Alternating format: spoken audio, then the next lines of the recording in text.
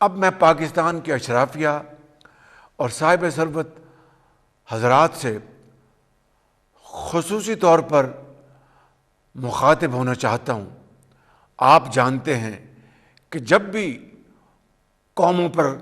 کڑا وقت آتا ہے تو اس قوم کے صاحب حیثیت افراد جن کے دلوں میں خوف خدا ہوتا ہے وہ سب سے پہلے آگے بڑھ کر دکھی انسانیت کا ہاتھ تھام لیتے ہیں، اور ہماری تاریخ اس بات کی گواہ ہے کہ ہمارے غریب محنت کش مزدور اور وہ تمام لوگ جو دن رات پسینہ بہا کر رزق حلال کماتے ہیں، انہوں نے ہمیشہ وطن کے لیے آگے بڑھ کر قربانیاں دی ہیں۔ مگر آج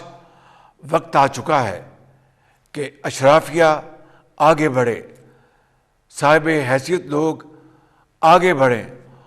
اور وہ کردار ادا کریں جو ذمہ دار معاشرے کے صاحب حیثیت طبقے کو دل میں خوف خدا رکھتے ہوئے کرنا چاہیے۔